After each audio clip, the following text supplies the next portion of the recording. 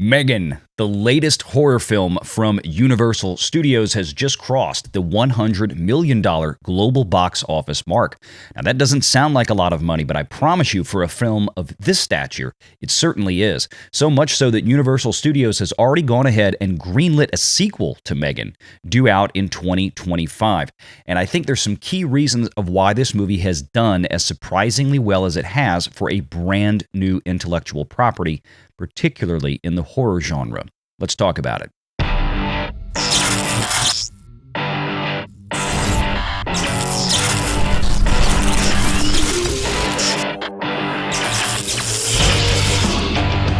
Renegade Online.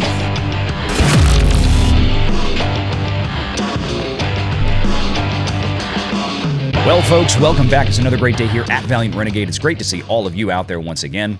And if you're like one of the many folks watching this video that are not yet subscribed to this channel, please take a moment and hit that subscribe button below. Of course, if you're already subscribed, don't hit the subscribe button again, then that unsubscribes you. So just watch what you're doing.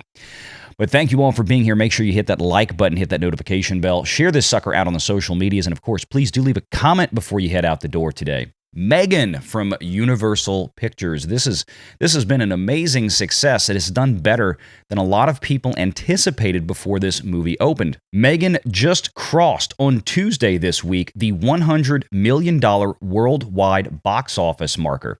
Now, on the surface, that seems like a terrible box office haul for a film these days, and by comparison to certain larger blockbusters, you'd absolutely be correct. But the one thing you have to take into account is that the horror movie genre usually engenders a much smaller audience than a broad-scoped big blockbuster like a Marvel movie or something of that stature.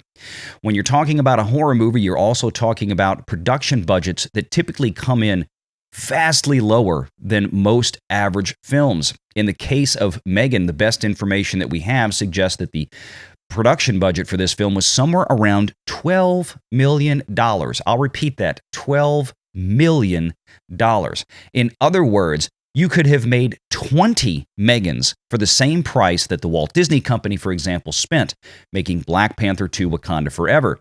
Or Thor: Love and Thunder, for that matter. So you can see the economies of scale here. You don't need movies to make hundreds of millions of dollars at the box office to become a success. In this case, looking at M3GAN's breakdown, it's taken home somewhere around $30 to maybe $35 million or so from the domestic box office. On the international side, probably around $20 million. That means that of that $100 million total global box office haul, somewhere around $50 million of that has made it back to Universal Studios. Certainly more than enough to cover its meager $12 million production budget. But then, of course, there is marketing costs on top of that, global P&A, or global prints and ads, as it's called. Now, we don't know for sure what would have been spent on this film, but using the old rule of 50% just doesn't work for horror movies because the budgets themselves are already so low. It's not like you can spend $6 million to market really anything these days when coming out of Hollywood. The marketing budget on this film is probably still very, very tight, however, compared to a lot of its bigger blockbuster peers. We're probably looking at something that maybe a few tens of millions of dollars, maybe 20, maybe 30 million at the very most. I remind everybody constantly about The Nun that came out about 4 or 5 years ago at this point. $20 million production budget, but an $80 million marketing spend on that one. And it was worth it because that was a $400 million almost global hit. So even with a paltry marketing spend, I think M3GAN did a lot of things right and a lot of things very clever. They were very efficient and very shrewd with how they marketed this film. And I discussed a lot of that on a recent Sunday live stream here on Valiant Renegade. Let's watch the clip. Speaking of just really good marketing campaigns for not much money. Oh, well, whoever was in charge of marketing deserves a raise on this one. You betcha. Yeah, it's like, hey, look, we shaved $10 million off the budget for this.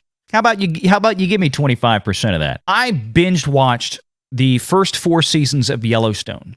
It's one of those things that has been on my to-do list for a while, and I said, I got to watch this show, and then I'm kicking myself because I didn't watch it sooner because it's that good. And now the first 4 seasons of that are all on Peacock. And as we mentioned before, you know, Puss in Boots, M3GAN as well, distributed by Universal, which is Peacock, NBC, okay? That's all part of Comcast.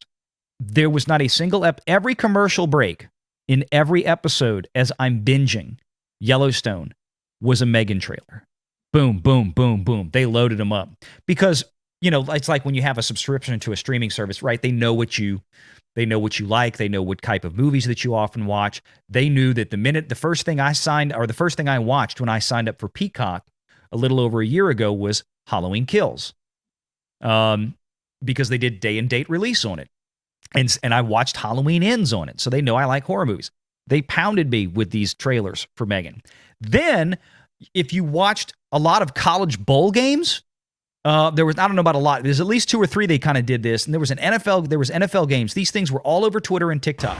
Well, you never quite know what you're going to encounter here in Hollywood, Jay.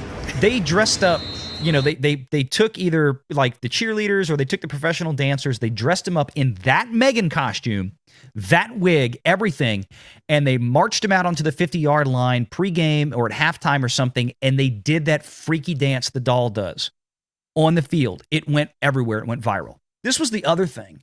I understand, or I've read somewhere that when this does come out on physical media, maybe even when it hits Peacock, I'm not sure, but I think definitely with physical media, we're going to get the R-rated version of this film that originally was done.